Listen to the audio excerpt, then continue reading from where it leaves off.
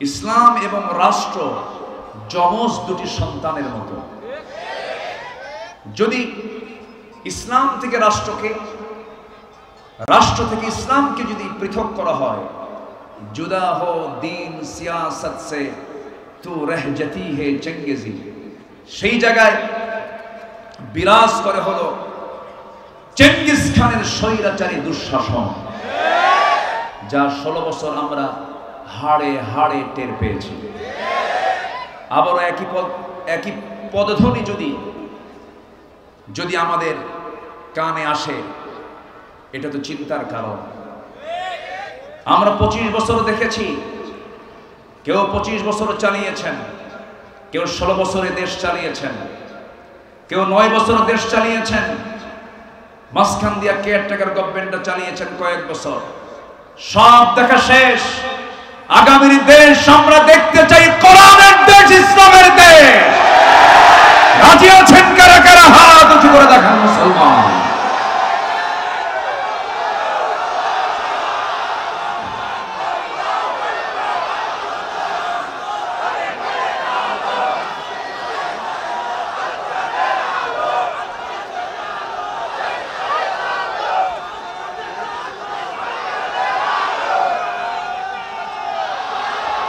আল্লাহ কবুল করুন। জোরে বলি আমিন, আরো জোরে আমিন।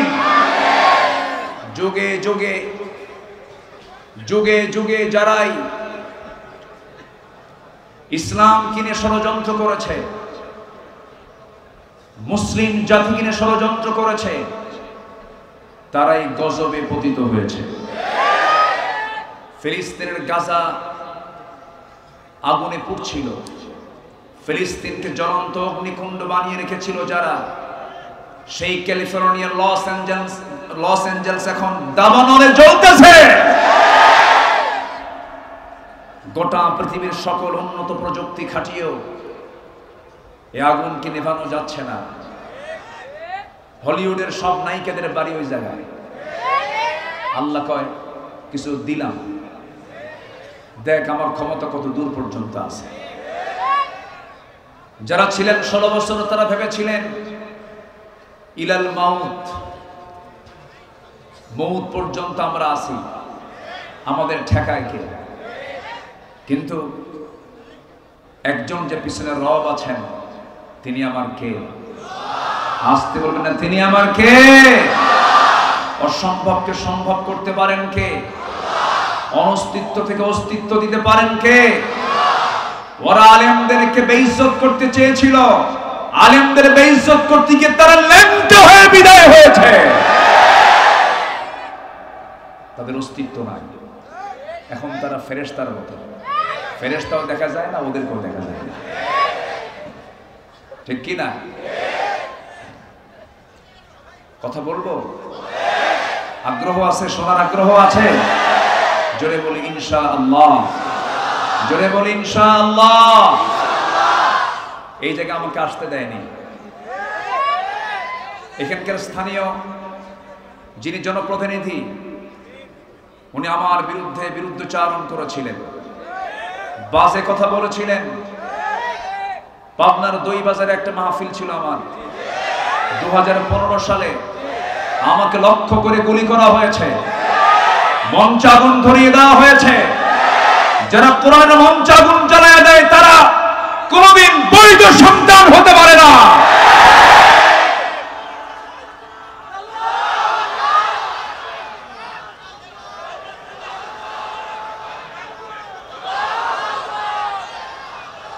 থামুন সম্মানিত ভাইয়েরা, সেই মামলায় আমি জেলও খেটেছি। 2018 সালে প্রায় 150 পুলিশ ঘেরাও করে, আমি বড় সন্ত্রাসী তো, ধরে আমারে নিয়ে গেল থানায়। ওসি আমারে দেখে কান্দে। বললাম, ওসি সাহেব কান্দেন কেন? হুজুর আমি আপনার খুব ভক্ত। তো বললাম, ভক্ত তো ধরছেন কেন? বলে, হুজুর উপর থেকে চাপ। তো উপর থেকে চাপ হলে তো ছেড়ে দেওয়ার কথা। কোন উপরে? হুজুর সেই উপরে না, দুনিয়ার উপরে। মানে ইলাহা ওদের কাছে দুইটা, একটা হচ্ছে আকাশের মালিক, আর যারা দুনিয়া চালায় ওরা একটা মালিক। তা আমি বললাম আপনি আমাকে ধরলেন, হুজুর কি করবেন, চাকরি বাঁচান তো ফরজ। আমি বললাম ইমান বাঁচান তো নফল। মামলা আরো যোগ কইরা দিল পাঠায়া, হুজুর জেলখানায় যান থাকেন। তো দুনিয়া তো জেলখানা, আর দুনিয়া সিজনুল মুমিন ওয়া জান্নাতুল লিল কাফির। বড় জেলখানা থেকে ছোট জেলখানায় ঢুকলাম। দুনিয়াটা একটা জেলখানা না, বড়, আর মানুষের তৈরি করে জেলখানাটা ছোট। ঢুকলাম ভিতরে, কোন আলেম ওলামা জেলখানায় ঢুকতে নিয়ে কাঁদে নাই, সব হেসেছে। ঠিক কিনা বলেন? মনের তৃপ্তি আছে না নাই বলেন তো? আমি তো চুরি করি নাই, আমি কাঁদবো কেন? ঢুকলাম ভিতরে, আমারে দেখেই 85 বছরের এক বুড়া চাচা সালাম দিয়ে বলে, হুজুর আপনি জেলখানায় ঢুকছেন, খুব খুশি হলাম। আমি বললাম খুশি হলেন কেন? হুজুর মাহফিলে যাই, দেখা হয় না,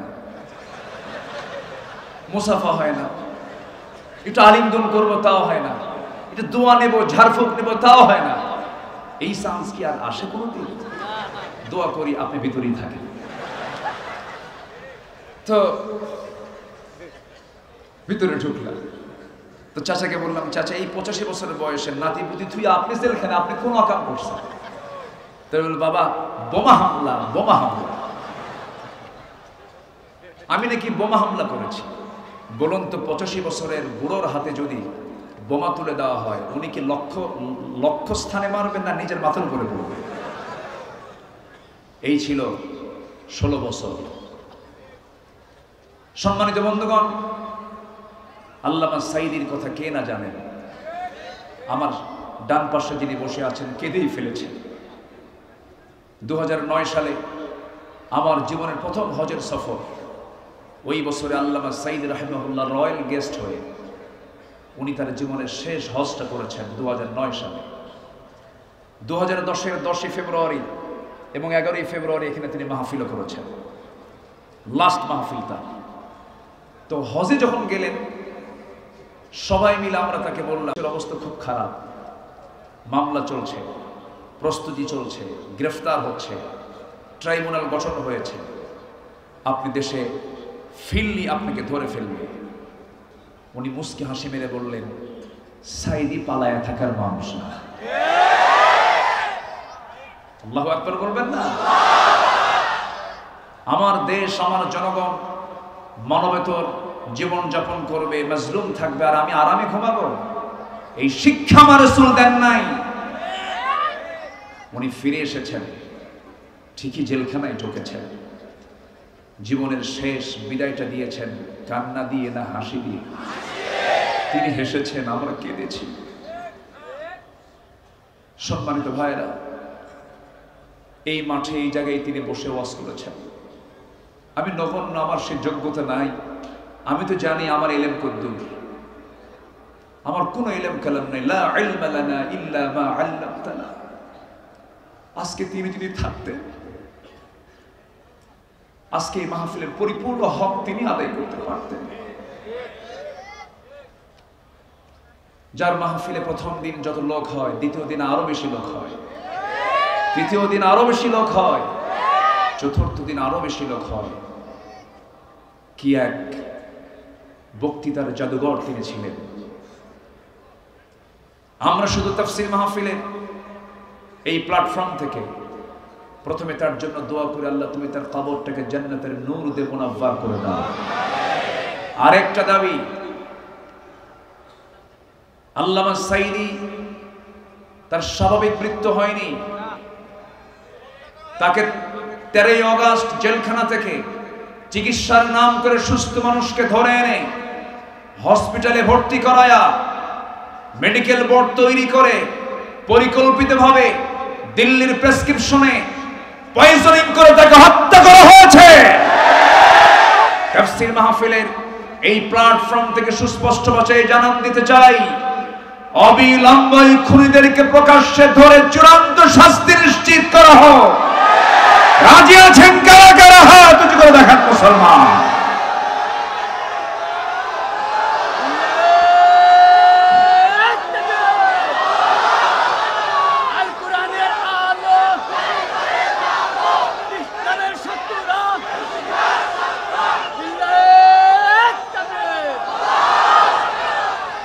কবুল করুন, জোরে বলে আমিন। পূর্ব আকাশে সূর্য উদয় যেমন সত্য, আমার বিশ্বাস এই সবুজ ভূখণ্ড 55,000 বর্গ মাইলের এই সোনার বাংলাদেশে ইসলামী হুকুমত কায়েম হওয়া তেমনই সত্য, কারণ শহীদের রক্ত এই জমিনে ঝরেছে। এটা হচ্ছে তার বড় ইতিবাচক দিক। এদেশের মানুষ শহীদ হওয়া শিখেছে, শহীদ হতে প্রস্তুত। এমন একটি উর্বর জমিন এখন বাংলার জমিন। আলহামদুলিল্লাহ বলেন, জোরে বলি আলহামদুলিল্লাহ। সম্মানিত ভাইয়েরা, অনেক কথাই তো আছে, এক রাতেই তো আমাকে শেষ করতে হচ্ছে। আসুন না আমরা সেই আলোচনার ধারার দিকে আস্তে আস্তে চলে যাই। কষ্ট হচ্ছে না তো আপনাদের? সম্মানিত হাজিরিন, কোরআন তো সেই কিতাব যা দিয়ে সব ফয়সালা হয়, সব সমস্যার সমাধান এর মধ্যেই পাওয়া যায়। বলি আলহামদুলিল্লাহ। আজকে আমি সারাদিন ফিকির করছিলাম কি বিষয় নিয়ে কথা বলা যায়। বহুদিন পরে যাচ্ছি তো সূরা আহজাবকে আমি মাথায় নিয়েছি। সম্মানিত ভাইয়েরা, এটা এমন একটা কিতাব, আমি কাতার থেকে বছর 2 আগে দোহা টু ঢাকা বিমানে চললাম, বিমানে উঠলাম। 36,000 ফিট উপরে তখন বিমান। নিচের দিকে তাকায় দেখি জমিন তো দেখা যায় না, সূর্যের কিরণে কিছু মেঘ, বিশাল মেঘের স্তূপ, মাইলকে মাইল, চোখ আর পাচ্ছে না, এত দূর পর্যন্ত মেঘের এই মেঘমালাগুলো ঝুলে আছে সূর্যের নিচে। তা আমি ভাবলাম যে এগুলো কেমন করে থাকে, এর কি ওজন আছে নাকি? আমার এই ধারণা ছিল না যেটা রিয়ালি ওজন আছে কিনা। একটু সার্চ দিয়ে দেখলাম না, কিউমুলিনুম্বাস নামক কিছু মেঘমালা আছে যাদের ওজন 10 লক্ষ টন পর্যন্ত। তো ভাবলাম, আল্লাহ তুমি কি তোমার কালামে এই কথাগুলো বলেছ? আমি একটু চিন্তা করলাম, সূরা রাদের দিকে চলে গেলাম। রাদ মানে হলো বজ্রপাত। আল্লাহ রাব্বুল আলামিন এই সূরার 12 নম্বর আয়াতে বলছেন, হুয়াল্লাযী ইউরিকুমুল বারকা খাওফান ওয়া তামআন ওয়া ইউনশিস সাহাবাস সিকাল। জোরে বলুন আল্লাহু আকবার। তিনি বলছেন, তিনি সেই মহান রব যিনি আকাশে মেঘমালাকে ঝুলিয়ে রেখেছেন, যে মেঘমালাগুলো ওজনওয়ালা মেঘমালা। আল্লাহ রাব্বুল আলামিন কোন মেঘমালাকে কখনো জমিনে ফেলে দিয়েছেন নাকি? ফেলে দেন নাই। যদি মাঝে মাঝে মেঘমালাগুলো যদি খণ্ড হয়ে যদি ভেঙে পড়তো, মানুষকে বিল্ডিং বানাতো নাকি? মাঝে মাঝে বিশাল বড় দুর্ঘটনা ঘটে যেত। তাহলে এখন বলুন, কোরআন শুধু যদি ধর্মীয় কিতাব হতো, নভমণ্ডল নিয়ে, মেঘমালা নিয়ে, আবহাওয়া বিজ্ঞান নিয়ে, মেটেরোলজিক্যাল সায়েন্স নিয়ে কোরআন কেমনে কথা বলে? কোরআন তো শুধু সাধারণ ধর্মীয় কোনো কিতাব নয়। আমার বন্ধুগণ, একটু মনোযোগ দিন, একটা তথ্য দিই, মূল আলোচনার দিকে আস্তে আস্তে চলে যাব। আমার বন্ধুগণ, আমরা যে স্থলভাগে বসবাস করি, স্থলভাগ বেশি না জলভাগ বেশি? স্থলভাগ না জলভাগ? জলভাগটাই বেশি। আমরা মানে ভূখণ্ডে আমরা আর কতটুকুই থাকি। সবচেয়ে বেশি প্রাণীর বিচরণ হলো সাগরে, সমুদ্রে। একটা হিমালয় সমুদ্রে একদম ইজিলি ঢুকে যাবে, ডুবে যাবে। একটা হিমালয় প্রশান্তে ডুবে যাবে। আল্লাহু আকবার।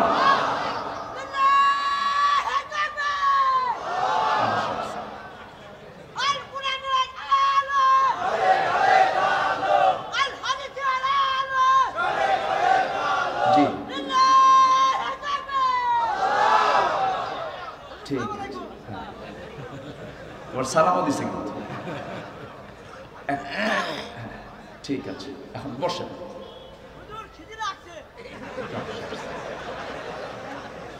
হেমায়তপুর তো কাছেই, তাই না?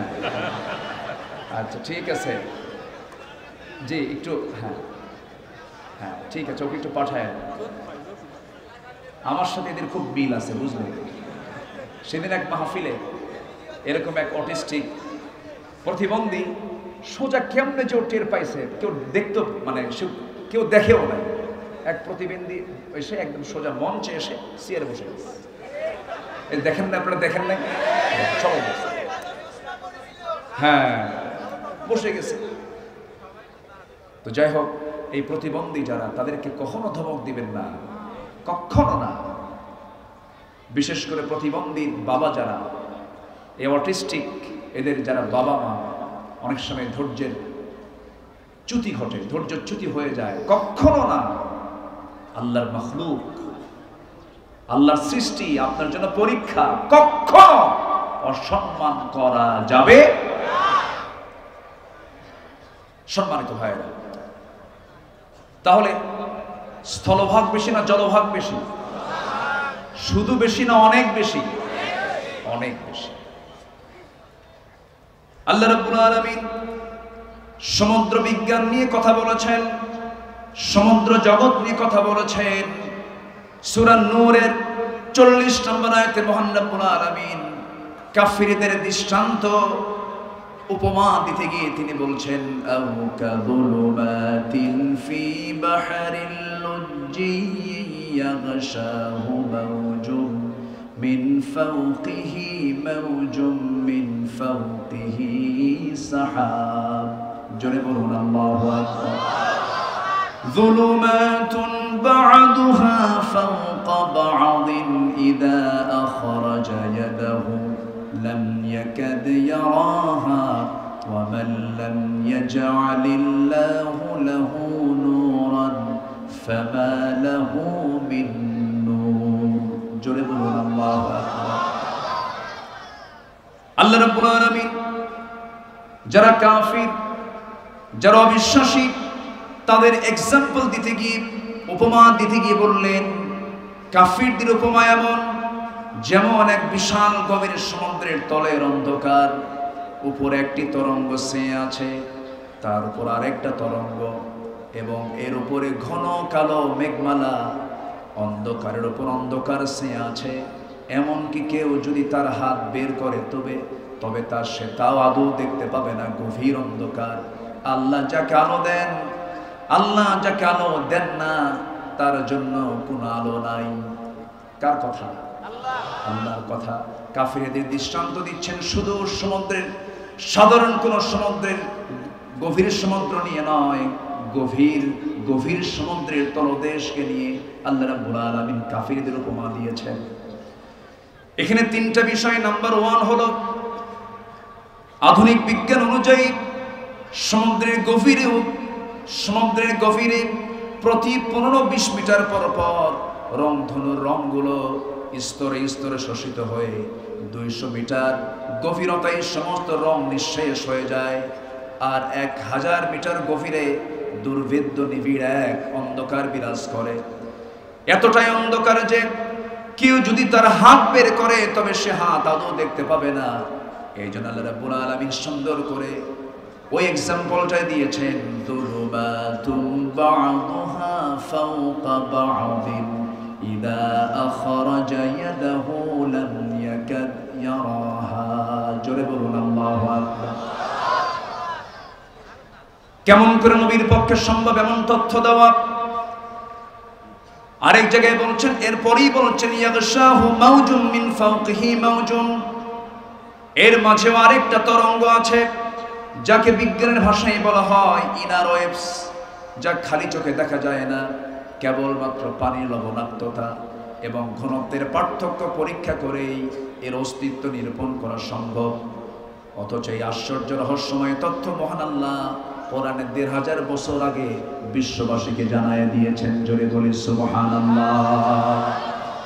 আয়াতের শেষ অংশে আল্লাহ রাব্বুল আলামিন বলছেন, ومن لم يجعل الله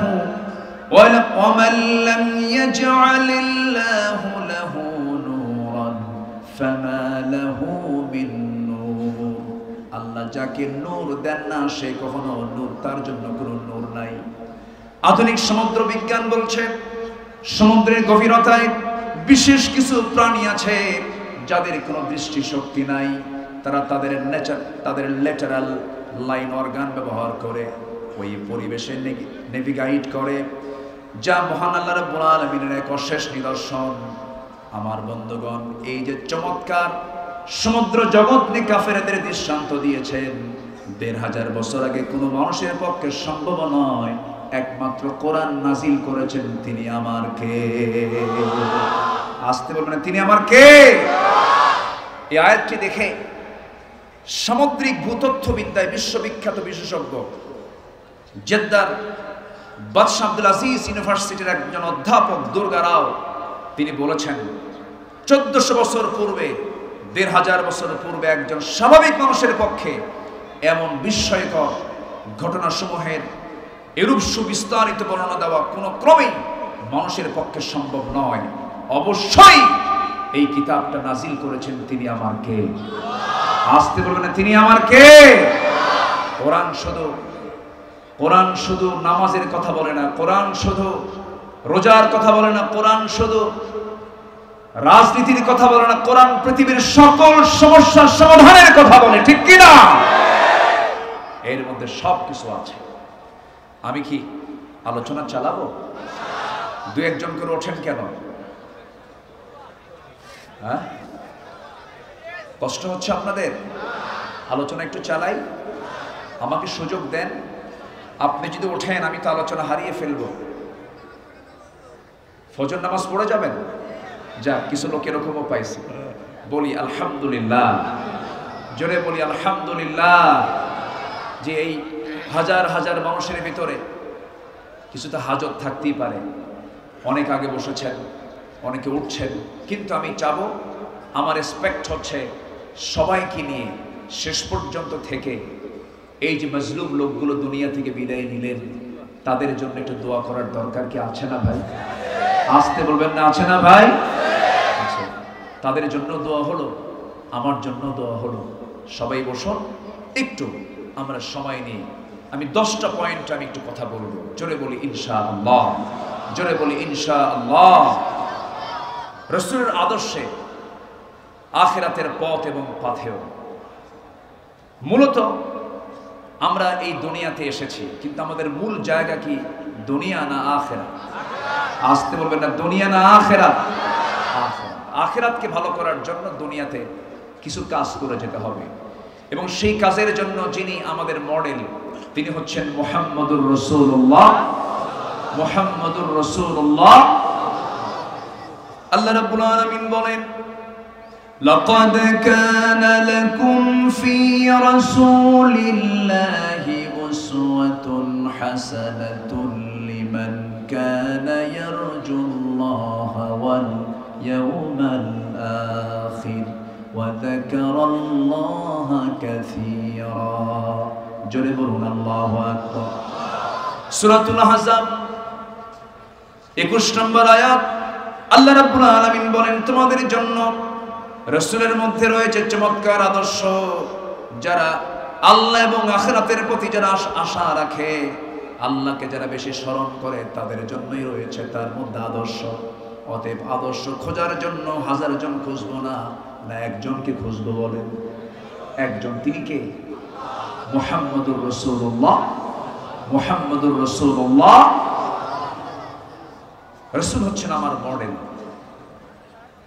আমার দেশে নবীকে মডেল না বানায়া অন্য কোন নেতাকে মডেল মনে করে এমন দলও আমার দেশে আছে না নাই?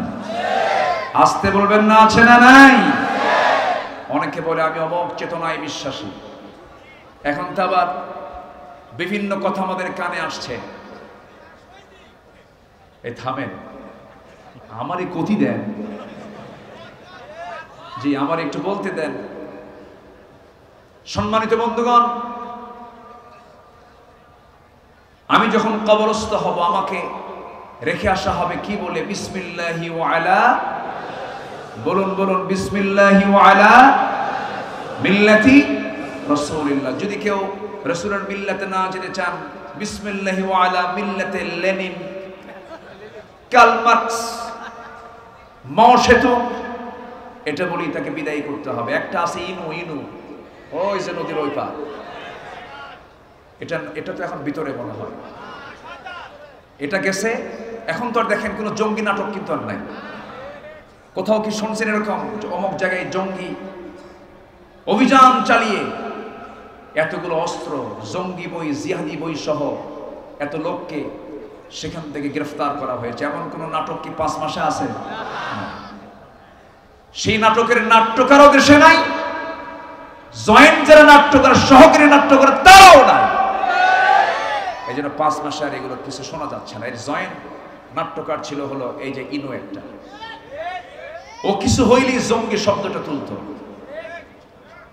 সম্মানিত বন্ধুগণ, ওরা ভেবেছিল এই দেশ থেকে ইসলামকে নির্মূল করতে। ইসলাম কারো বাবার না, ইসলাম কার? আসতে বলবেন না, ইসলাম কার? ইসলাম ছিল, আছে, থাকবে। তুমি থাকবে না। আল্লামা সাঈদীর কি সুন্দর কথা, 25 বছর আগে কি বললেন। আপনারা কি মনে করেন জানি না, আমি তো মনে করি উনি একজন বড় আল্লাহওয়ালা মানুষ ছিলেন। আপনারা মনে করেন কি না? 25 বছর আগের কথা। গোড়ায় ঝাঁকি দেব, গোড়ায় নাড়া দেব, মামু বাড়ি দিল্লি গিয়ে পড়বা। সোজা কোথায় গিয়ে পড়ছে? কোথায় গিয়ে পড়ছে? এমন একটি সময় আসবে পালানোর জন্য একটি ইঁদুরের গর্ত খুঁজে পাবো না। বিচারপতি মানিক কালা তুলো, কালা তো আল্লাহ বানায় গেছে। এই মানিক রে বিছানা দেয় নাই। সিলেটবাসীকে ধন্যবাদ, কলার পাতা দিয়েছিল। পরের দিন কোর্টের হাজিরা, কোর্টে তুলতে নিয়ে সিলেটবাসী খুব ভালো আপ্যায়ন করেছে। একদম 2 বিছে আউট করে খাসি বানায় দিয়েছে। যা কি কথা বোঝেন নাই? কথা বোঝেন নাই? নেত্রী হেলিকপ্টার অপেক্ষা করছেন, দরবেশকে নিয়ে যাবেন। দরবেশ নাই। কয়েকদিন পর তার মুখের দাড়িও নাই, মাথার চুল কালো, পাঞ্জাবি খুইলা গেঞ্জি পড়ছে, পাজামা খুলে লুঙ্গি পড়ছে, যেন তারা কেউ না আসেনি। আবার ভুল করে নৌকায় চড়ছে। ভুল করে কই চড়ছে? নৌকায় চড়ে কি আর পার পেতে পারে? কোস্টগার্ড ধরে ফেলেছে। সাথে ছিল আইনমন্ত্রী। আইনমন্ত্রীকে কোস্টগার্ড বলে, স্যার আপনাকে চিনছি, আমি থানায় চলে। আইনমন্ত্রীকে, আমি কি একা আসছি? আমি তো জামাতের সাথে আসছি। কিসের সাথে? উপায় নাই তো। কে? কই যে বসে আছে, মাথা ওই যে বসে আছে, মাথার চুল কালো, মুখে দাড়িও নাই, লোকটা গেঞ্জি পরা, লুঙ্গি পরা। লোকটা কে? ভালো করে দেখো, ওটাই দরবেশ। ওরা চেয়েছিল আলেমদেরকে বেইজ্জত করতে, আল্লাহ ওদেরকে লাঞ্ছিত করে ছেড়েছেন। কত কথা বলবো, বহু কথাই তো রয়ে আছে। বলি বলি বলি জোরে বলি, ইনশাআল্লাহ। দিন এসেছে আমাদের। এক মাকে শীত যায় না তো। ওরা ভেবেছিল মাঘ আর আসবে না। সম্মানিত বন্ধুগণ, তাহলে সব আদর্শ মাইনাস, আমার আদর্শ একজন, তিনি কে? মুহাম্মাদুর রাসূলুল্লাহ। মুহাম্মাদুর রাসূলুল্লাহ। সেই নবীজির চারিত্রিক সনদ পৃথিবীর কেউ দেয়নি। দিয়েছেন কে? আল্লাহ রাব্বুল আলামিন তার চারিত্রিক সনদ নিজেই দিয়ে বলছেন, নুন ওয়াল কলামি ওয়া মা ইয়াসতুরুনা মা আনতা বিনি'মাতি রাব্বিকা বিমাজনুনিন ওয়া ইন্না লাকা লাআজরান গায়রা মামনুনিন ওয়া ইন্নাকা লাআলা খুলুকিন আযীম। জোরে বলুন আল্লাহু আকবার। কবি বলেন, তিনি ছিলেন যেন সেই মুষলধারা বৃষ্টি, ঝরে পড়ে ধরা মাঝে এক মহাবিশ্বয় সৃষ্টি। তার বিন্দু অঞ্জলিস্কল এক অপার মহাতৃপ্তি, জীবন মরুসিক্ত করে প্রশান্তি ধারার মহাদীপ্তি।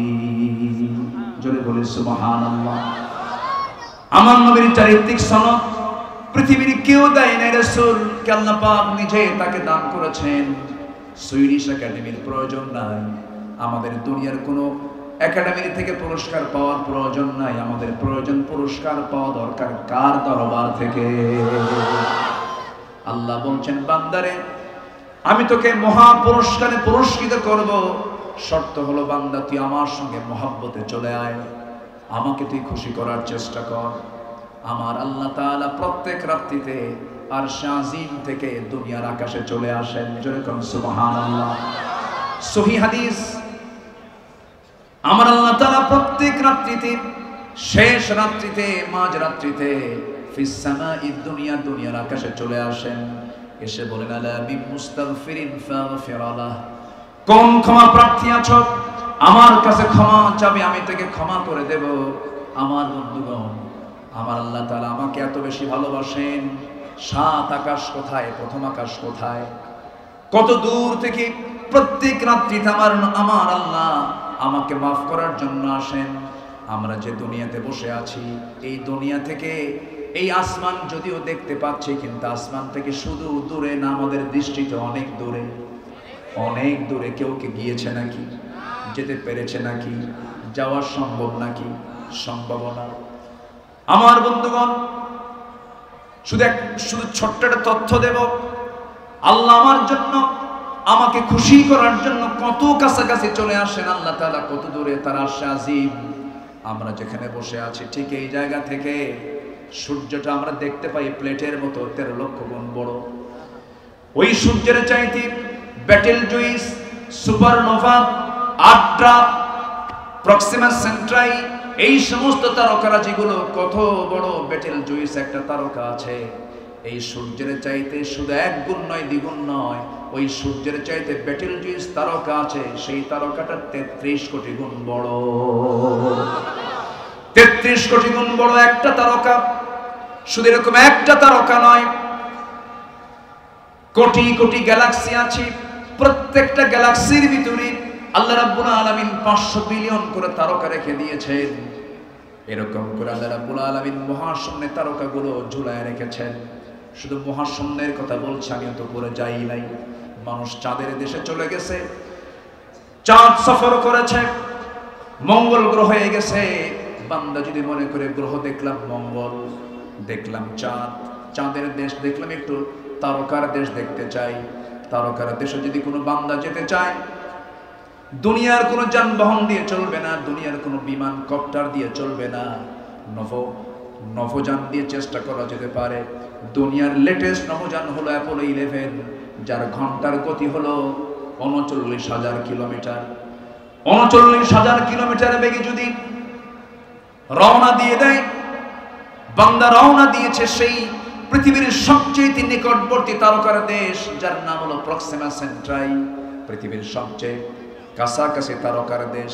সেই তারকার কাছে যদি যেতে চায় কেউ, এমন দ্রুতগতি সম্পূর্ণ অ্যাপোলো 11 চড়ে তার সময় লাগবে 1,15,000 বছর মাত্র। যাবেন কারা কারা? হাত তোলেন। সম্ভব? আসতে বলে সম্ভব। আমি কি আকাশে গেছি এখনো?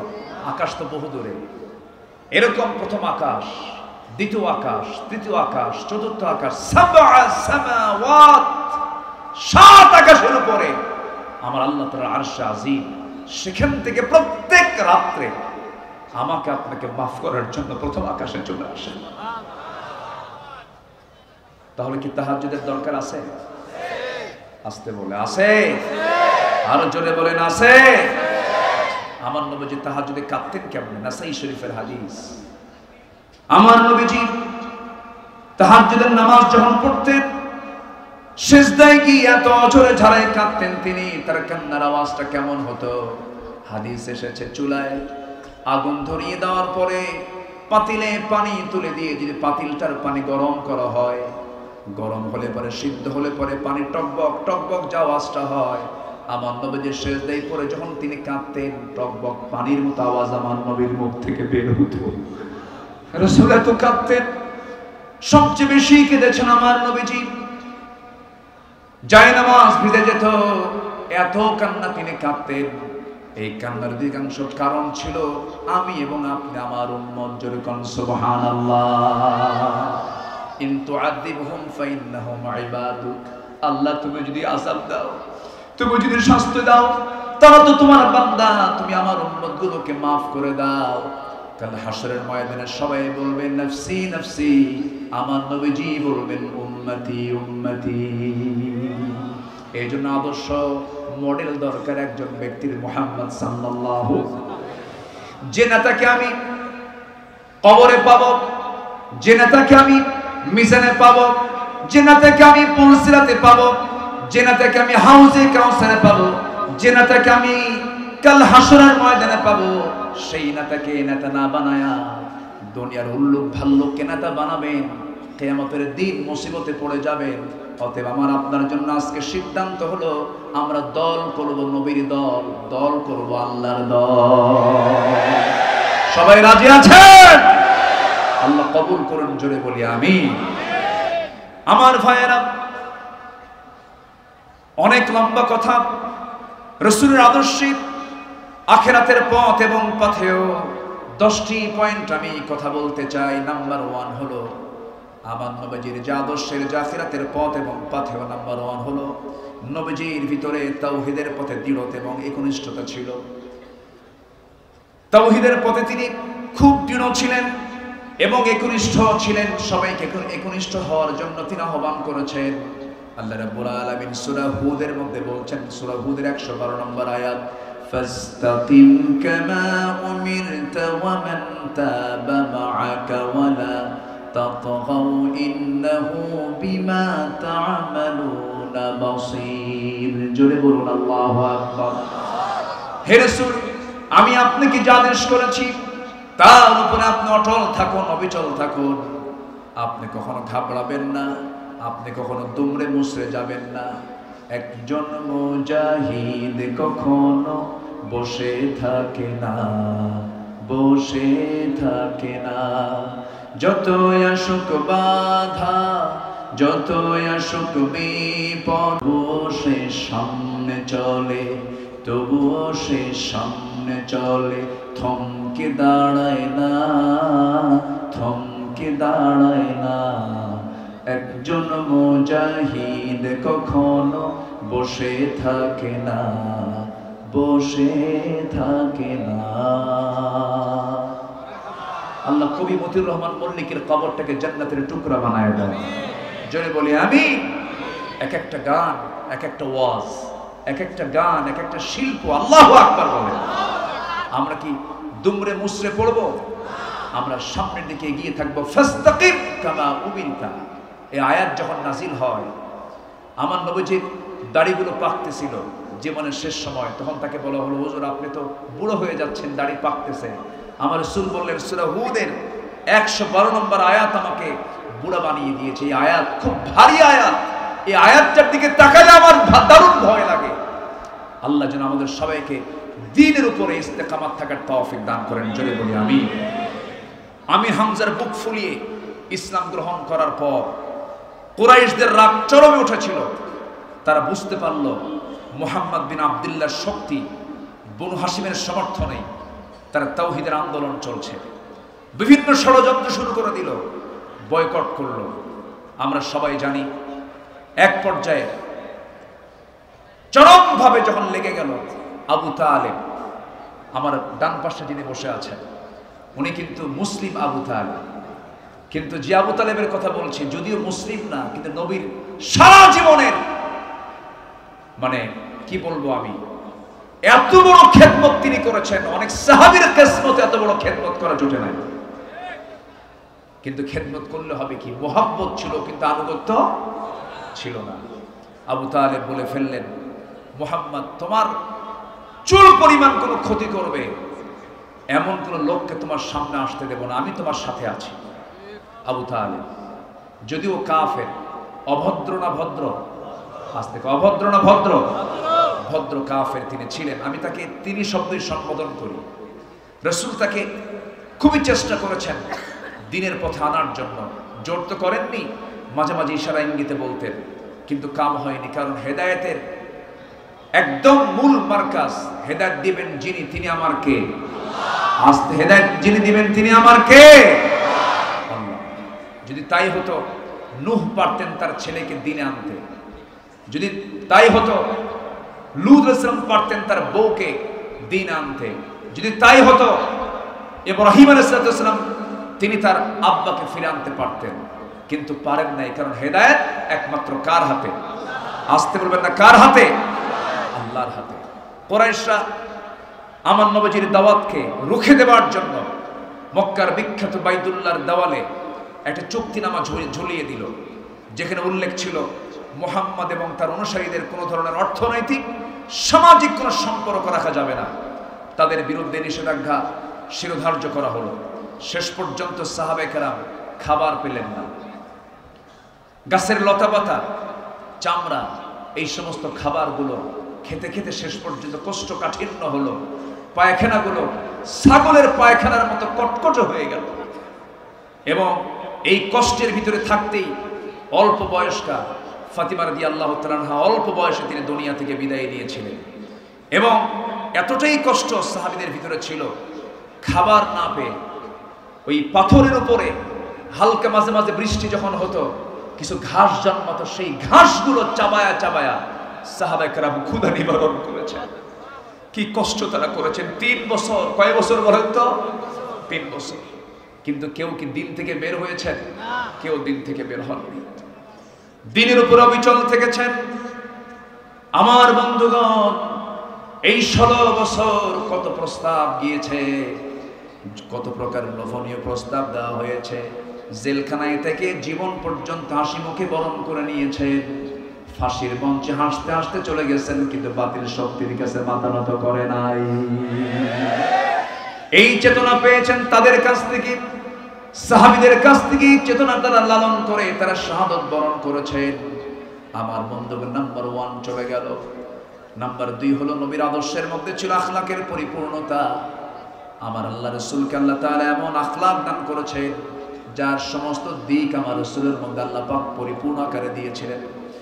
শামাইলে তিরমিজির মধ্যে এসেছে, সাইয়েদনা আলী বলেন, নবীর চরিত্রের ব্যাপারে তার কাছে জানতে চাওয়া হলে তিনি বললেন, কানা রাসূলুল্লাহ সাল্লাল্লাহু আলাইহি ওয়াসাল্লাম দাইমাল মিশর সাহলাল খুলক লাইনাল জানিব লাইসা বিফাদ্দিন ওয়ালা গালিযিন ওয়ালা সাহাবিন ওয়ালা ফাহাশিন ওয়ালা আইয়াবিন ওয়ালা মুশাহিন ইয়াতাগাফালু আম্মা লা ইশতাহি। আমার নবীজি নাম্বার 1 সহজ সরল ছিলেন। নাম্বার 2 কোমল হৃদয়ের অধিকারী ছিলেন। নাম্বার 3 তিনি কঠিন স্বভাবের ছিলেন না। তিনি উচ্চ স্বরে কথা বলতেন না, অশ্লীল ভাষা প্রয়োগ করতেন না, কারো দোষ খুঁজে বেড়াতেন না, কৃপণ ছিলেন না। তিনি অপছন্দনীয় কথা এড়িয়ে যেতেন। তিনি কাউকে নিরাশ করতেন না, মিথ্যা প্রতিশ্রুতিও দিতেন না। নাম্বার 9 হলো 3টি বিষয় থেকে তিনি বিরত থাকতেন: ঝগড়া বিবাদ, অহংকার করা, অপ্রয়োজনীয় কথাবার্তা বলা। এই 16 বছর অহংকার ছিল কিনা বলেন? আস্তে অহংকার ছিল কিনা বলেন? চিন্তা করুন, ছাত্ররা তাদের ন্যায্য আন্দোলন চালিয়ে যাচ্ছিল, বৈষম্য বিরোধী আন্দোলন তারা চালাচ্ছিল যে না, কোটা বাতিল করতে হবে, বৈধ একটি আন্দোলন। গুরুত্বপূর্ণ একটি জায়গা থেকে, চেয়ার থেকে বলা হলো, রাজাকারের নাতিপুতিরা চাকরি পাবে। এটি কি বিনয়ের কথা না অহংকারের কথা? বিনয়ের কথা না অহংকারের কথা? অহংকারের কথা। সম্মানিত ভাইয়েরা, যারাই অহংকার দেখিয়েছে যুগে যুগে, অহংকার পেয়েছে যার, ধ্বংস হয়েছে তার।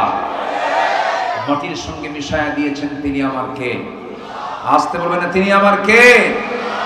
আমার নবীজির ভিতরে চুল পরিমাণ কোনো অহংকার ছিল না। সবার সঙ্গে মিশে মিশে কথা বলতেন মুহাম্মদ সাল্লাল্লাহু। অপ্রয়োজনীয় একটা ওয়ার্ড আমার নবীর জীবনে মুখ থেকে বের হয়নি। অপ্রয়োজনীয় একটা ওয়ার্ড আমার নবীর মুখ থেকে বের হয়নি। মাইক পেলেই যা মুখে আসতো তাই বলতো। এক প্রতিবন্ধী নেতা ছিল, প্রতিবন্ধী নেতা। প্রতিবন্ধী বললাম এই জন্য, নোয়াখালীর দিকে তার বাড়ি। প্রতিবন্ধী নেতা, বুঝতেছেন তো? খালি বলতো খেলা হবে। একটা গুরুত্বপূর্ণ জায়গা থেকে এমন জাতীয় অযাচিত, এত হালকা কথা কোন মানুষ বলতে পারে না। কোথায় খেলা হবে? কই খবরই তো না। আরেকজন তো 70 রাকাত তাহাজ্জুদ পড়তো, হ্যাঁ তো নাই দেশে। ও এই খেলা হবে কথার উপকার, হে সবার আগে ভাগছে। সম্মানিত বন্ধুগণ, ওরা আমাদেরকে রাজাকার বলে 16 বছর গালি দিয়েছিল। কোন রাজাকার পাকিস্তানে যায় নাই, শুধু হিন্দুস্তানের রাজাকাররা হিন্দুস্তানে গিয়ে সব শেল্টার নিয়েছে। ঠিক কিনা? আমরা যাব না, আমরা দেশকে ভালোবাসি।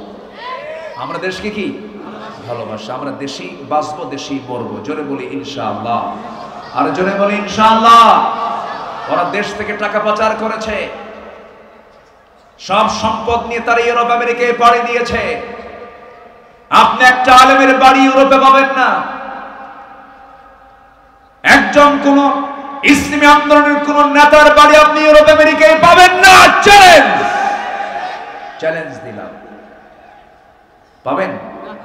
কোথাও পাবেন না।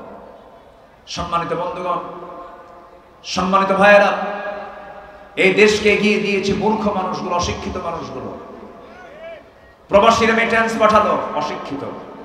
কৃষক হাড় ভাঙ্গা পরিশ্রম করে দেশকে আগায় দিল। শ্রমিক কাজ করে করে অশিক্ষিত মানুষ দেশকে আগায় দিল। দেশকে আগায় দিয়েছে অশিক্ষিতরা, আর দেশকে পিছায় দিয়েছে কলমের খোঁচা দিয়ে শিক্ষিত নামের কিছু কলঙ্ক নরপশুরা।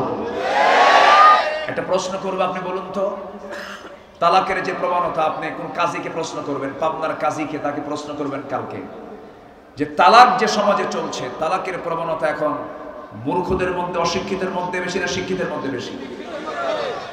তাহলে যে শিক্ষার ফলাফল সংসার ভাঙ্গে, ওই শিক্ষা না হয় ভালো। আমার দাদারাই ভালো ছিল, কি ঠিক কিনা বলেন? তার শিক্ষা ব্যবস্থার মধ্যে ত্রুটি আছে না নাই? ঝামেলা আছে না নাই? ওরা দিল্লির প্রেসক্রিপশন দিয়ে এই দেশের শিক্ষানীতি চালু করেছিল। ওই শিক্ষানীতিকে আমরা উল্টা দিয়ে আমরা চাই প্রত্যেক শিক্ষার সাথে কোরআন এবং হাদিস শিক্ষাকে বাধ্যতামূলক করে দিতে হবে।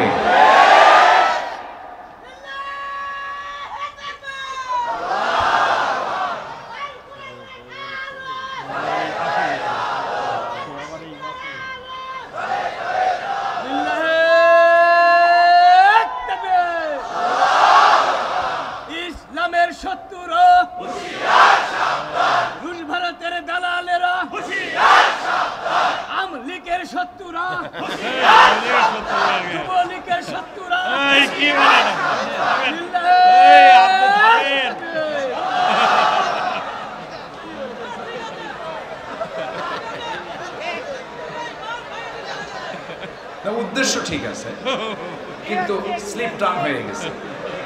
যাই হোক, কিছু ফ্লেভার পাইছে ওই লোকে। আচ্ছা, যাই হোক, হতে পারে। সম্মানিত ভাইয়েরা, আমি কি আলোচনা চালাবো? তো মাঝে মাঝে দু একজন যে ওঠা বসা করেন, একটু বসেন, জিকির করি লা ইলাহা, আরো জোরে লা ইলাহা,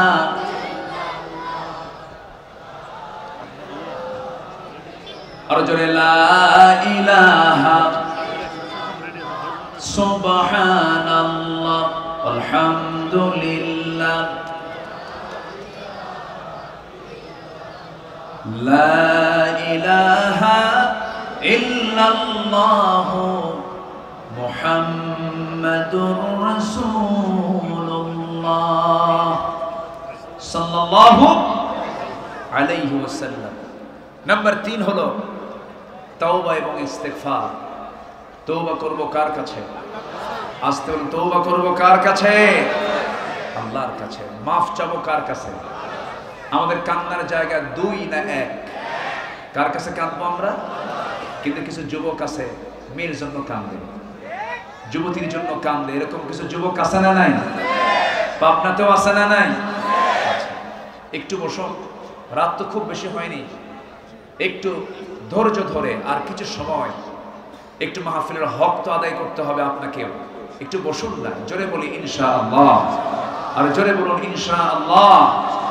আমি ধমক দিতে চাচ্ছি না, একটু মহব্বত নিয়ে বলছি, দয়া করে দয়া করে দয়া করে আমি করজোরে মিনতি জানাচ্ছি, আর একটা লোকও এরপরে আর নড়বেন না। আমি খুব অল্প সময় শেষ করব, শুধু পয়েন্টগুলো আমি সামারাইজ করে বলার চেষ্টা করছি। একটু বসুন, একটু। জি, আমরা মাফ চাইবো কার কাছে? আল্লাহর কাছে।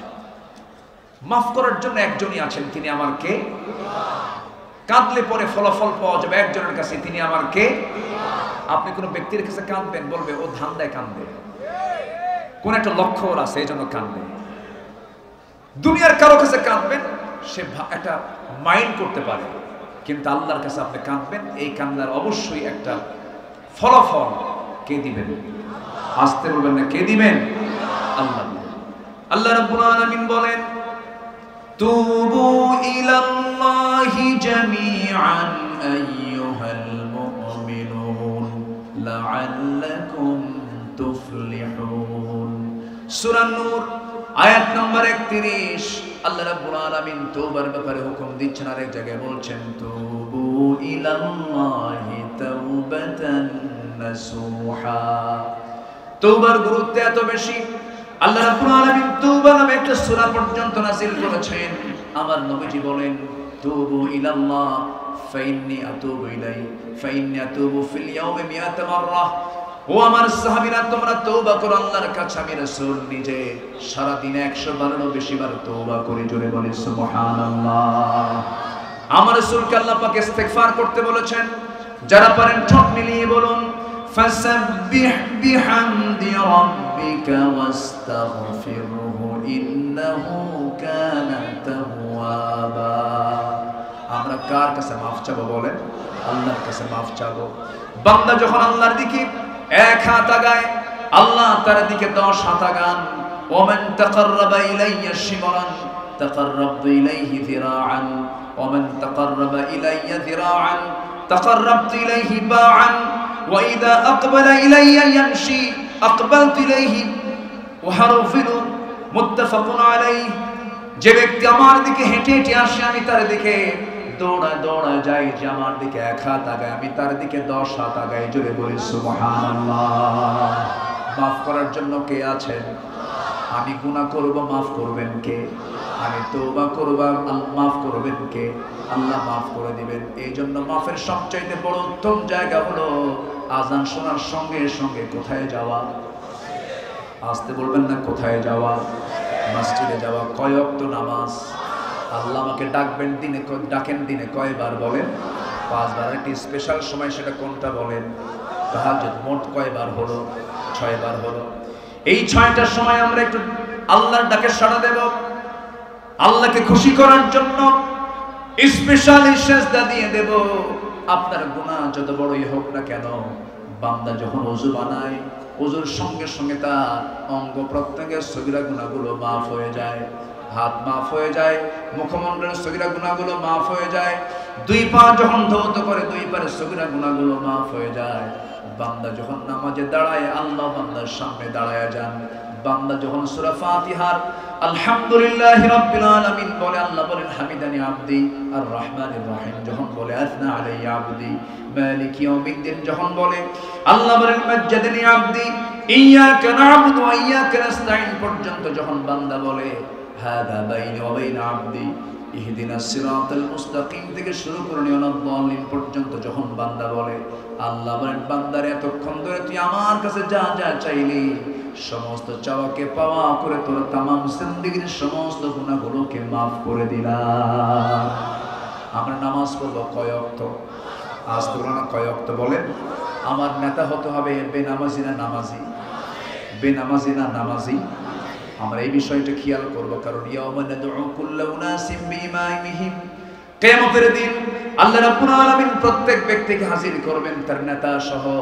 নেতা যদি বেনামাজি হয়, কর্মী যদি নামাজি হয়, মানান না বেমানান? বলেন মানান না বেমানান? বেমানান হয়ে যাবে, এমন নেতা আমরা বানাবো না। নাম্বার 4 হলো আল্লাহর সামনে দাঁড়ানোর ভয়। সকল হারামকে আমরা বর্জন করব, আল্লাহর সামনে আমাকে দাঁড়াতে হবে। এই জন্য সকল হারামকে বর্জন করে পবিত্র জীবন গঠন করব। আখিরাতের নাজাত প্রাপ্তির জন্য আমরা এই প্ল্যানে আমরা সামনের দিকে চলব। রাসূলের আদর্শ আমরা এটাই খুঁজে পাই। আল্লাহ রাব্বুল আলামিন সুন্দর করে বলেছেন, وأما من خاف مقام ربه ونهى النفس عن الهوى فإن الجنة هي المأوى জোরে বলুন আল্লাহু আকবার। ভিতরে তাকওয়া আনতে হবে, নিজের ভিতরে আল্লাহর ভয় আনতে হবে। ছোট্ট একটা ঘটনা মনে পড়ে গেল, সাইয়েদনা ওমর ফারুকের কথা। ওমর ফারুককে সবাই চিনেন তো? কয় নাম্বার খলিফা বলেন? বলেন জোরে বলেন, কয় নাম্বার খলিফা? বহুদিন আগে এক মাহফিলে বলেছিলাম ওমর ফারুককে চিনেন কে? 500 থেকে এক ছেলে দাঁড়ায় বলে, হুজুর আমি চিনি। কে? আমাদের বাড়ির দোতলায় ভাড়া থাকে। তো বললাম তুমি তো 100 তে 100 পাইছো, তোমার বুদ্ধি যা উত্তরও তাই। কিন্তু এই ওমর তো সেই ওমর না, এই ওমর হচ্ছেন সেই ওমর যে ওমরের নিকট একজন মুসলিম তার কাছে দুধ হাদিয়া নিয়ে চলে আসছে। দুধ এক গ্লাস দুধ নিয়ে বলতেছে, হুজুর ওকে আমিরুল মুমিনিন আপনার জন্য আমি সুন্দর করে দুধটা ঘন করে, পাবনার কি খাওয়া যায় বলেন তো? পাবনার ঘি না, পায়েস আছে না? পায়েস খুব লোভনীয় তো, এটাকে খুব ঘন করা হয়। 1 মণ দুধে কি 1 কেজি চাল। কতটুকু হয় এটা জানো? 2-3 কেজি এরকম হয়তো পরিমাণ হয়। এত বড় টেস্ট, এত মজা। কিন্তু আজকে কিন্তু খাই নাই, আজকে কিন্তু মিস হয়েছে। কালকে যেন এটা মিস না হয় কোনো মেহমান। পাবনায় আসলে পায়েস খাওয়া হবে না, এটা তো খুব অপূর্ণতা থেকে যায়। আলহামদুলিল্লাহ বলেন, জোরে বলি আলহামদুলিল্লাহ। তো সাইয়েদনা ওমর ফারুক রাদিয়াল্লাহু তাআলা আনহু বসে আছেন, একজন দুধ ঘন করে 1 গ্লাস দুধ তার কাছে নিয়ে এসে বলছে, আপনার জন্য চমৎকার খাবার নিয়ে আসছি, আপনি এটা খাবেন। তিনি প্রশ্ন করলেন না, পেলেন তো খুব মজার জিনিস পাইছেন, খেয়ে ফেলছেন। খাওয়ার পরপরই প্রশ্ন করছেন, এই তুমি যে আমার জন্য হাদিয়া আনছো, এটা কি তোমার বাড়ির গরুর দুধ নাকি? তোমার কি গৃহপালিত কোনো কোনো পশুর দুধ তুমি নিয়ে আসছো, উটের দুধ নিয়ে আসছো না কি নিয়ে আসছো বলো? কে না, এটা আমি রাষ্ট্রের পক্ষ থেকে গরিবদের জন্য যেটা বরাদ্দ হয় সেটা পেয়েছি। এরপর যেহেতু আমি পাইছি, এটা আমি আপনাকে হাদিয়া দিলাম, আপনার জন্য তো জায়েজ। দেখছেন ফতুয়া মারতেছে কিন্তু। ওমর ফারুক বললেন, ঠিক আছে তুমি যাও। সাইয়েদনা ওমর ফারুকের চোখ অশ্রু সজল হয়ে গেল, চোখে পানি চলে আসছে। কাঁদতে কাঁদতে তিনি মনে মনে ভাবতেছেন, যদি আমি মারা যাই, আল্লাহ যদি আমাকে প্রশ্ন করেন সরকারি জিনিস বাইতুল মালের খাবার তোমার পেটে কেন, কেমন করে জবাব দেব? সেই জন্য করলেন কি, বেশি পরিমাণ পানি পেটের মধ্যে ঢুকায়া নিলেন। এরপরে নখ 5টা একসঙ্গে গলার মধ্যে ঢুকায়া দিয়ে জোরপূর্বক সমস্ত খাবারগুলো পেট থেকে বের করে দিলে। আমার ভাইয়েরা,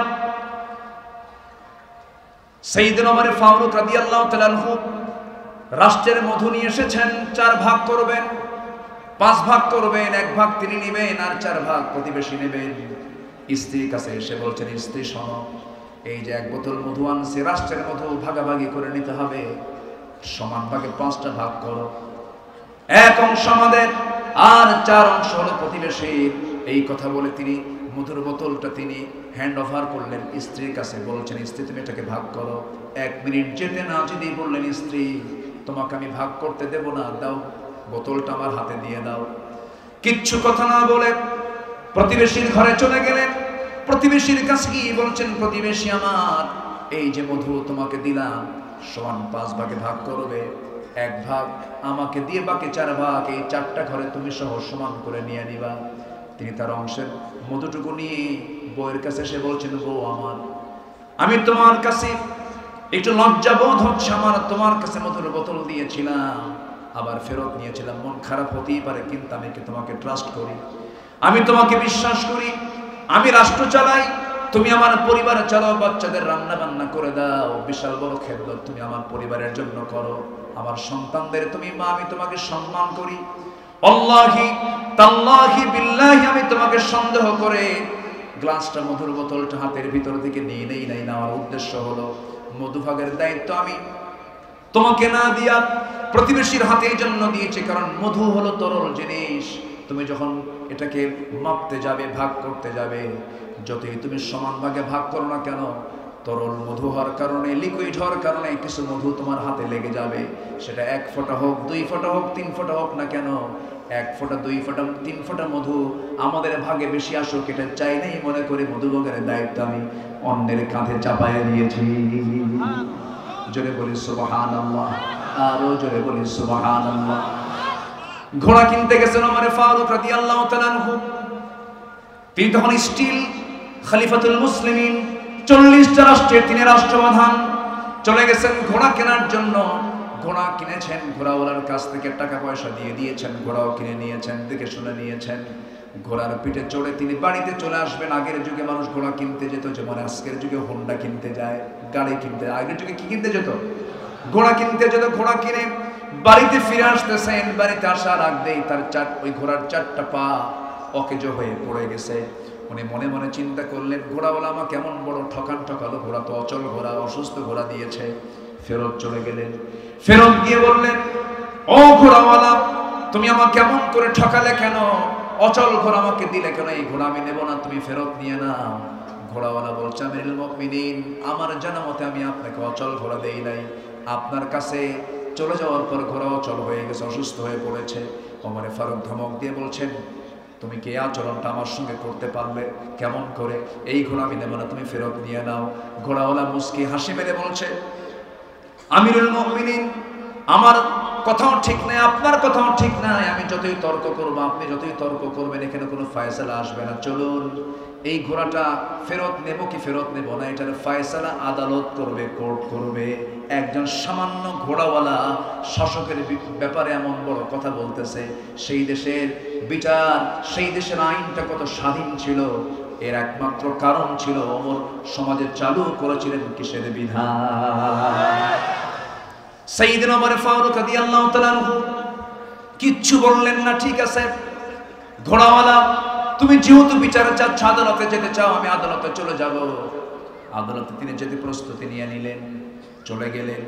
আদালত চত্বরে ঢুকে ভিতরে, যখন আদালতের ভিতরে ঢুকেছেন, খলিফাতুল মুসলিমিনের অধীনে চাকরি করে বিচারপতির বিচারের চেয়ারে বসে থাকে, এমন বিচারপতির সামনে বসে আছে ওমর ফারুক। সামনে যাওয়া মাত্রই বিচারপতির চেয়ার থেকে দাঁড়ায় গেছে, আমিরুল মুমিনিন, আপনার মতো ব্যক্তি এই জায়গায় কেন, কি হয়েছে বলুন? তিনি বলছেন, বিচারপতি, আমি ওমর, আমাকে দেখে আজকে বিচার করা যাবে না। ইন্নাল্লাহা ইয়া'মুরু বিল আদল, ইন্নাল্লাহা ইয়া'মুরুকুম বিল আদল। আদলটাকে ঠিক রেখে বিচার করবে। ঘোড়াওয়ালার কথা শোনো, আমার কথা শোনো, সঠিক রায় যেটা হবে সেই রায়টাই তুমি দিয়ে দিবা। যখন বাদীর কথা শোনা হলো, ঘোড়াওয়ালার কথা শোনা হলো, ওমর ফারুকের কথাও শোনা হলো, দুজন কথাই তিনি শুনলেন। শোনার পর আস্তে করে ওই আদালতের চেয়ার থেকে বলতেছেন, আদালতের সেই বিচারপতি কাজী সুরাইহ ইবনুল হারিস আল কিন্দি রাহমাতুল্লাহ আলাইহি, তিনি বলছেন, আমিরুল মুমিনিন, আপনি আমারও খলিফা, আপনি ঘোড়াওয়ালারও খলিফা, আপনি অর্ধজাহানের খলিফা, কিন্তু আজকে দুই পক্ষের কথা শুনে আমি এতটুকু নিশ্চিত হলাম, এই ঘোড়াটা কখনো আপনি ঘোড়াওয়ালাকে ফেরত দিতে পারবেন না, কারণ এই ঘোড়াওয়ালাকে ফেরত দিলে সে ক্ষতিগ্রস্ত হয়ে যাবে। আপনি আমার সামনে আছেন আমার, আপনি এই জায়গা থেকে সুস্থ অবস্থায় বাড়িতে ফিরবেন, তার যেমন গ্যারান্টি নাই। একটা প্রাণী সুস্থ থেকে অসুস্থ হবে কখন কেউ তো বলতে পারে না। যেহেতু মালিকানা শেষ হয়ে গেছে, কেনা বেচা সম্পূর্ণ কমপ্লিট হয়ে যাওয়ার পর, আপনার মালিকানা যাওয়ার পর ঘোড়াটা অসুস্থ হয়ে পড়েছে, এই ঘোড়া ফেরত নেওয়ার কোনো, ফেরত দেওয়ার কোনো সুযোগ নাই। ওমর ফারুক আস্তে করে সেই জায়গা থেকে চলে গেলেন বাড়িতে। পরের দিন তিনি মাজলিস শুরার বৈঠকে বসেছেন, সমস্ত লোকজনদেরকে নিয়ে বসে পরামর্শের বৈঠকে বলছেন, শোনো, অমুক আদালতে একজন বিচারপতি আছে, খুব সাহস, তার আমার বিরুদ্ধে রায় দিয়েছে। এই আমার বিরুদ্ধে রায় দেওয়ার কারণে, তার সাহসিকতার কারণে তার পদোন্নতি আমি ওমর দিতে বাধ্য হলাম। সুবহানাল্লাহ। আমার বন্ধুগণ, আমার ভাইয়েরা, এটাই হচ্ছে আল্লাহর সামনে কিন্তু দাঁড়াতে হবে, আল্লাহর সামনে জবাবদিহিতার কাঠগড়ায় দাঁড়িয়ে জবাব দিতে হবে। এই অনুভূতি কারোর মধ্যে যদি থেকে যায়, সে বান্দার আদর্শ এমনই হতে পারে, এমনই হবে, এটাই স্বাভাবিক। নাম্বার 5 হলো, নবীর আদর্শের মধ্যে আমানতদারিতা ছিল, বিশ্বস্ততা ছিল। কি আমানতদার তিনি ছিলেন, কি পরিমাণ তার মধ্যে আমানত কাজ করতো, আমানত রক্ষার ব্যাপারে খুব তিনি সজাগ ছিলেন। আল্লাহ রাব্বুল আলামিন সুন্দর করে বলছেন সূরা নিসার 58 নম্বর আয়াতে বলছেন, ইন্নাল্লাহা ইয়া'মুরুকুম আন তুআদ্দুল আমানাতি ইলা আহলিহা وَإِذَا حَكَمْتُمْ بَيْنَ النَّاسِ أَن تَحْكُمُوا بِالْعَدْلِ إِنَّ اللَّهَ نِعْمَا يَعِظُكُمْ بِهِ জোরে বলুন আল্লাহু আকবার। আমার বন্ধুগণ, কি আমানত তিনি শিখিয়েছেন সাহাবায়ে কেরামকে। সাইয়েদনা ওমর ফারুকের কথাই যখন চলে আসলো, আমাদের এই ব্যাপারে একটি অত্যন্ত গুরুত্বপূর্ণ একটা তথ্য দিচ্ছি। রাষ্ট্রের তহবিলের রক্ষকের কাছে সেই তহবিলে একটা মাত্র দিনার ছিল। কয়টা দিনার বলেন? একটা দিনার ছিল। সেই দিনার তিনি পেলেন। ওমর ফারুকের ছেলেকে ডাক দিয়ে বললেন, তোমাকে একটা দিনার দেওয়া হলো, এটা রাষ্ট্রের তহবিলের জমা ছিল, পড়েছিল। সেটা নিয়ে তিনি বাড়িতে চলে গেলেন। ওমর ফারুক দেখলেন তার ছেলের হাতে একটা দিনার। তিনি সেই রক্ষককে ডাক দিয়ে বললেন, তুমি এই জিনিসটা আমার ছেলেকে দিলে কেন? সঙ্গে সঙ্গে তিনি আবার তাকে ফেরত দেওয়ালেন। ফেরত দিয়ে তিনি বললেন, আমি কি কিয়ামতের দিন এই একটা দিনার নিয়ে উম্মতের বিরুদ্ধে অভিযোগের সম্মুখীন হব? এটা আমার প্রয়োজন নাই। একটা দিনারও আমি রাষ্ট্রের তহবিল আবার ফেরত দিয়ে দিলাম। আল্লাহু আকবার বলেন। এই দেশে বহু মন্ত্রী মন্ত্রণালয় চালিয়েছে। আপনার পাবনার একজন গর্বিত মন্ত্রী ছিলেন, শিল্পমন্ত্রী। জানেন তো? জানেন তো? শহীদ আল্লামা কে? মতিউর রহমান নিজামী রাহিমাহুল্লাহ। তার প্রত্যেকটা কথাই মুক্তর দানার মতো, মুক্তের সদৃশ কথা। একটা কথাও তার অতিরিক্ত অপ্রয়োজনীয় কথা আমি তার মুখ থেকে কখনো বের হতে দেখিনি, আমার চোখে পড়েনি। আল্লাহু আকবার। স্বাধীনতার পর থেকে নিয়ে আজ পর্যন্ত যত মন্ত্রণালয়ের মন্ত্রীরা চালিয়েছেন, সবচাইতে ফ্রেশ মন্ত্রণালয় চালিয়েছেন এই মন্ত্রী। আল্লাহু আকবার বলেন। যখন ওরা দেখলো এই লোকগুলো যদি ক্ষমতার মসনদে চলে যায়, এই দেশ তো দক্ষিণ এশিয়ার শ্রেষ্ঠ দেশে রূপ নেবে, সেদিন থেকে ষড়যন্ত্র শুরু হয়েছে। ষড়যন্ত্রকে রুখে দাঁড়াতে হবে, সামনে ইসলামী নেতৃত্ব গড়ে তুলতে হবে, আদর্শ নেতৃত্ব গড়ে তুলতে হবে। সামনের দিন কি ইসলামের দিন মনে করে আমাদেরকে মাঠে ময়দানে কাজ করতে হবে, দাওয়াতের সম্প্রসারণ করতে হবে, ঘরে ঘরে কালেমার দাওয়াত দিতে হবে মুসলমান।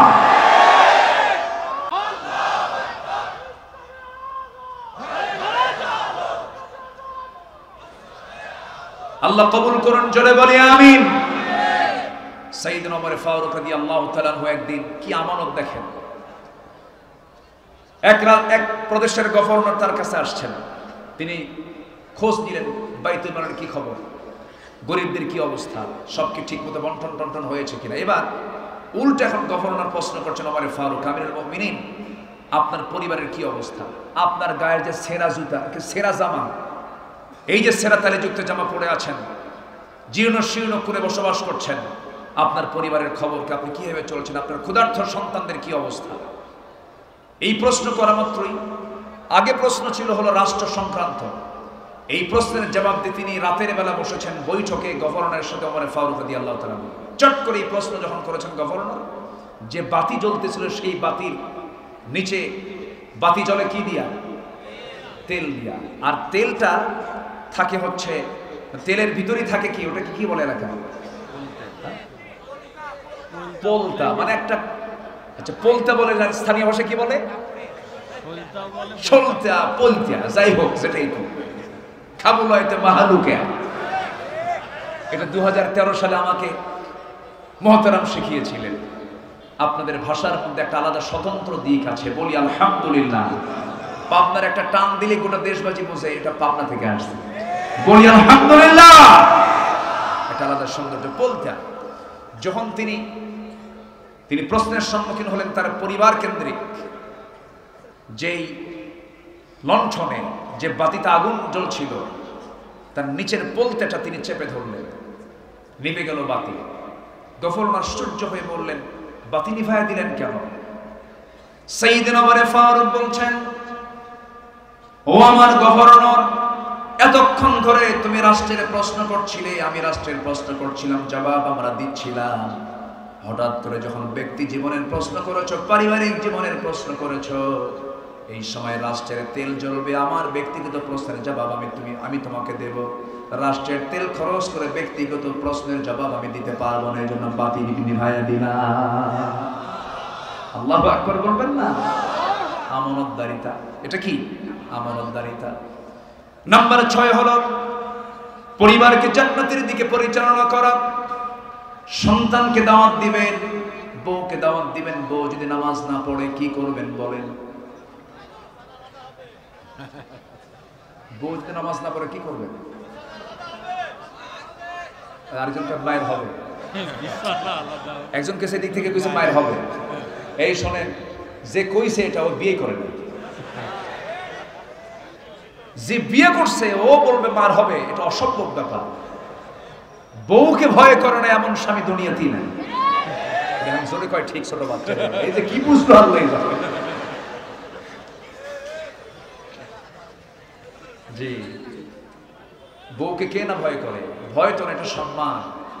বউ স্বামীকে ভয় করে, স্বামীও বউকে ভয় করে, সম্মান করে। এই সম্মান শ্রদ্ধা যদি না থাকে সংসার টিকবে? টিকবে না। বউয়ের সঙ্গে আপনার রাগারাগি করে পারবেন? পারবেন না তো। বাচ্চার বয়স যদি 1.5 বছর হয়, 1 বছর হয়, ওই সময় যদি আপনি একটু গন্ডগোল করেন, মারামারি করতে চান, শুধু যদি বলে এই যে বাচ্চা করে নাও, চলে গেলাম। বাচ্চার বয়সে 1 বছর হয়নি, আপনি করবেন কি বলেন? ওই বাচ্চাকে যদি আপনাকে একদিন দায়িত্ব দেওয়া হয়, কয় আছাড় যে খাবে আল্লাহ জানে। উপায় তো নাই, কোনো উপায় নাই।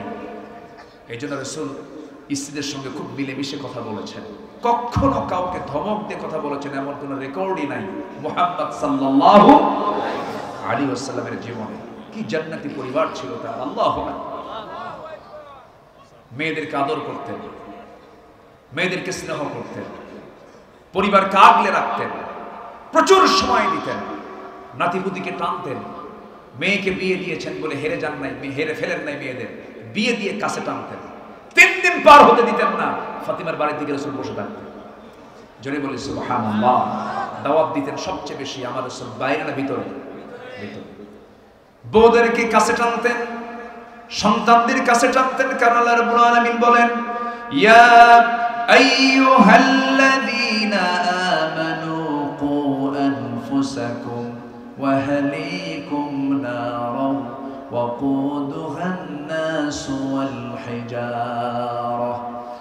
হাদিসে এসেছে আমার রাসূল রমজান মাসে সারা রাত জেগে থাকতেন, নিজে এবং পরিবারকে সাথে করে নিয়ে। كان رسول الله صلى الله عليه وسلم إذا دخل العشر أحيا الليل وأيقظ أهله وجد وشد المئزر। আমার নবীজি শেষ দশকে রমজান যখন পেতেন, শুধু নিজে না পরিবারকে টেনে আনতেন এবং খুব চেষ্টা করতেন কোমরে গামছা বেঁধে তিনি নেমে পড়তেন পরিবারকে সাথে নিয়ে। কার কাছে? কান্না করতে, আল্লাহর কাছে কান্না করতে। নাম্বার 7 হলো বান্দার হক। ফাইন্না দিমাআকুম ওয়া আমওয়ালাকুম ওয়া আ'রাদাকুম বাইনাকুম হারামুন কাহুরমাতি ইয়াউমিকুম হাদা ফি বালাদিকুম। নিশ্চয় তোমাদের রক্ত, তোমাদের সম্পদ, তোমাদের সংগ্রাম পরস্পরের জন্য হারাম তিনি করে দিয়েছেন কে? গীবত করলে বান্দার হক নষ্ট হয় না? অনেক নামাজি গীবতকারী আছে না নাই বলেন? ফেসবুকেও গীবত করে, আছে না নাই? একজনের সঙ্গে একটু কথা একটু এলোমেলো হয়েছে, ফেসবুকে দিয়ে দিল। তোমার এরকম করা যাবে না। হালকা এইরকম মানসিকতা নিয়ে ঈমান টিকে রাখা সম্ভব নয়।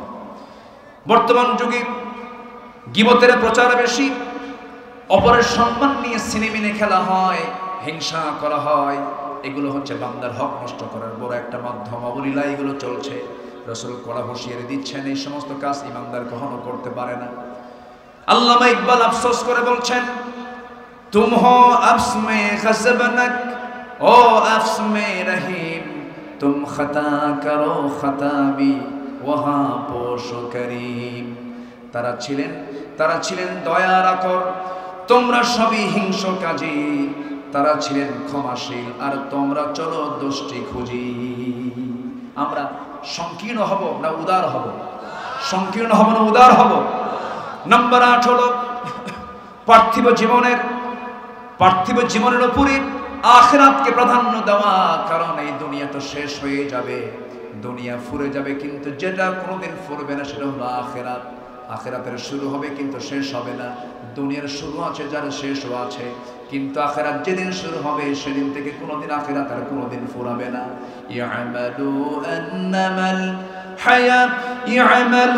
আন্নামাল হায়াতুদ দুনিয়া লাইবুন ওয়া লাহাবুন ওয়া যিনাতুন ওয়া তাফাখুরুন বাইনাকুম ওয়া তাকাথুরুন ফিল আমওয়ালি ওয়াল আওলাদ كمثل غيث أعجب الكفار نباته ثم يهيج فتراه مصفرا ثم يكون حطاما وفي الآخرة عذاب شديد ومغفرة من الله ورضوان وما الحياة الدنيا إلا متاع الغرور জোরে বলুন আল্লাহু আকবার।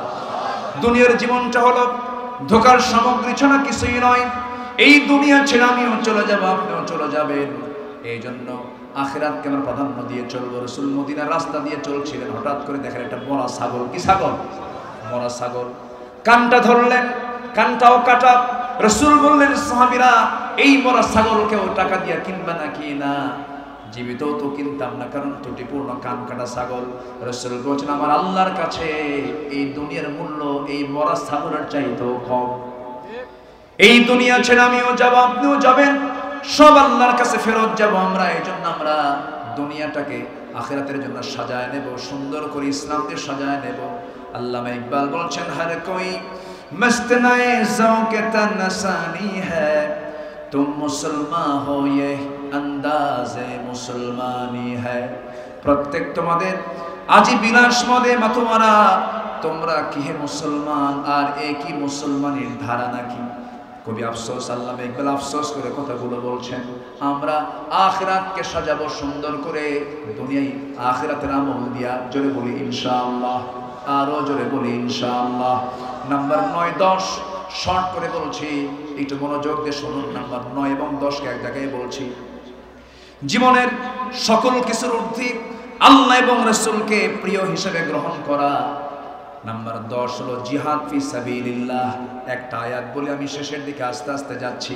আল্লাহ রাব্বুল আলামিন সূরা তাওবার 24 নম্বর আয়াতে সুন্দর করে বলছেন, কুল ইন কানা আবাউকুম ওয়া আবনাউকুম ওয়া ইখওয়ানুকুম ওয়া আজওয়াজুকুম ওয়া আশীরাতুকুম ওয়া আমওয়ালুন ইqtaraftumuha ওয়া তিজারাতুন تخشون كسادها ومساكن ترضونها أحب إليكم من الله ورسوله وجهاد في سبيله فتربصوا حتى يأتي الله بأمره والله لا يهدي القوم الفاسقين جربوا الله أكبر। 8টা জিনিসের চাইতে রাসূলকে বেশি প্রিয় মনে করতে হবে, জিহাদকে বেশি মহব্বত করতে হবে, জিহাদকে বেশি প্রাধান্য দিতে হবে। নাম্বার 1 পিতা, নাম্বার 2 সন্তান, নাম্বার 3 স্ত্রী, নাম্বার 4 হলো গোত্র, নাম্বার 5 হলো সম্পদ অর্জন করেছো, ব্যবসায় লাগিয়েছো, এরপরে তোমাদের বাসস্থান, এরপরে আল্লাহ রাব্বুল আলামিন বলছেন এই সমস্ত জিনিসের চাইতে সবচেয়ে বেশি প্রিয় হতে হবে 1 নাম্বার, তিনি কে? জোরে বলেন, তিনি কে? আল্লাহকে বেশি মহব্বত করতে হবে, রাসূলকে বেশি মহব্বত করতে হবে। আমার নবীজির জীবদ্দশায় আমার নবীজি হাবিব বিন যায়েদ রাদিয়াল্লাহু আনহুকে মুসাইলামাতুল কাজ্জাবের কাছে পাঠালেন, চিঠি দিলেন, চিঠির মাধ্যমে পাঠায়, চিঠি হাতে দিয়ে তাকে পাঠায় দিলেন। মিথ্যা নবীর এই দাবিদার মুসাইলামাতুল কাজ্জাব সম্মান তো করলোই না, তাকে গ্রেফতার করলো। গ্রেফতার করে উল্টা তাকে বলে ফেললো, চাপ দিল, আমি শেষ নবী, আমাকে তোর মানতে হবে। হাবিব বিন যায়েদ তিনি বললেন, জীবন দেব, ঈমান দেব না। আল্লাহু আকবার বলেন, আল্লাহু আকবার বলেন। শেষ পর্যন্ত তাকে বাধা হলো, 2 হাত পা বেঁধে হাত কাটা হলো, পা কাটা হলো, টুকরো টুকরো করে দুনিয়া থেকে বিদায় করা হলো। হাবিব বিন যায়েদ বললেন, শহীদ হতে প্রস্তুত আছি, নবীজির নবুয়তকে অস্বীকার করার ক্ষমতা আমার নাই। আল্লাহু আকবার বলেন। এই হচ্ছে রাসূলের প্রতি মহব্বত এবং ভালোবাসা। আসো আমরা এই 10টি পয়েন্টের আলোকে আমরা আমাদের জীবনকে সুন্দর করে ঢেলে সাজাবো, নবীর আদর্শে আমরা উজ্জীবিত হব। এই হোক আমাদের প্রত্যয়, এই হোক আমাদের সিদ্ধান্ত। আল্লাহ রাব্বুল আলামিন আমাদের সবাইকে কবুল করুন, জোরে বলি আমিন। আমি অনেক কষ্ট দিয়েছি, তাই না? কষ্ট পেয়েছেন মনে হয়। আগামীকাল মাহফিলের শেষ রজনী, সবাই আসবেন না ইনশাআল্লাহ? আমার অনুজ আমির হামজা, মুফতি আমির হামজা, তিনি আসবেন, জোরে বলি ইনশাআল্লাহ। সম্মানিত ভাইয়েরা, আমি সবার কাছে একটু উদাত্ত আহ্বান জানাবো। কিছু লোক উঠে গেছেন, বয়স্ক লোক ছিলেন, আমি সবার কাছে উদাত্ত আহ্বান জানাবো। মাহফিল কমিটির কিছু ভাই আপনার কাছে যদি যায়, এই যে মাহফিলের প্যান্ডেল, প্রচার প্রসার খরচ আছে না নাই বলেন তো? আছে। এটা ব্যাগ যাবে, যদি কিছু দিতে বলা হয় দিবেন না আপনারা? এটা দয়া করে যেখানে টাকা আছে সেখানে হাত দেন, অন্যের পকেট না কিনতে হবে, নিজের পকেটে একটু হাত দিয়ে যে যা পারি আমরা দিল থেকে সবাই দেব, জোরে বলি ইনশাআল্লাহ। জিকিরের তালে তালে কোথায় ব্যাগগুলো কোথায়? সবাই নেমে পড়েন, কাপড় যাচ্ছে, হলুদ কাপড়, যে যা পারে আমরা সবাই দেব। দোয়ার মধ্য দিয়ে মাহফিলের সমাপ্তি টানবো ইনশাআল্লাহ। জিকির করেন সুবহানাল্লাহ আলহামদুলিল্লাহ। সবাই শেষ দোয়া করে যেন, জি আমরা দোয়া করে যাই, একটু মেহেরবানি করে কেউ নড়বেন না। আজকে আমরা বেশি রাত করেছি, আগামীকাল মাহফিল শেষ হবে, এত রাতে নয়, আগামীকাল আরো আগে মাহফিল শুরু হবে, আগে মাহফিল শেষ হয়ে যাবে, জোরে বলি ইনশাআল্লাহ। জিকির করেন সুবহানাল্লাহ আলহামদুলিল্লাহ। আর জোরে লা ইলাহা সুবহানাল্লাহ আলহামদুলিল্লাহ। আমি কিন্তু উঠতে বলি নাই, দোয়ার গুরুত্ব মনে হয় নাই এলাকাবাসীর কাছে। আমরা দোয়া করি, বসুন, একটু মেহেরবানি করে বসুন। ধৈর্যের বাঁধ ভেঙে গেলে তো সমস্যা। কোরআনে বসে, মাহফিলে বসে যদি এরকম যদি ধৈর্যচ্যুতি ঘটায়, তাহলে তো আমাদের এটা তো একটি নেগেটিভ দিক মনে হচ্ছে। একটু বসুন না ভাই, বসুন, দয়া করে বসুন। আমরা দোয়া করবো, সবাই বলেন সুবহানাকাল্লাহুম্মা, সবাই বলেন সুবহানাকাল্লাহুম্মা ওয়া বিহামদিকা আশহাদু আল্লা ইলাহা ইল্লা আনতা আস্তাগফিরুকা ওয়া আতুবু ইলাইকা। চিৎকার মেরে বলি ইয়া আল্লাহ, ইয়া রহমান, ইয়া রহিম। আমার জীবনের সাগীরা কবিরা, ছোট বড় সব গুনাহ তুমি আল্লাহ মাফ করে দাও, মাফ করে দাও। জোরে বলুন ইয়া রাব্বাল আলামিন। সবাই বসে পড়ুন, নামাজের মতো করে বসি আমরা।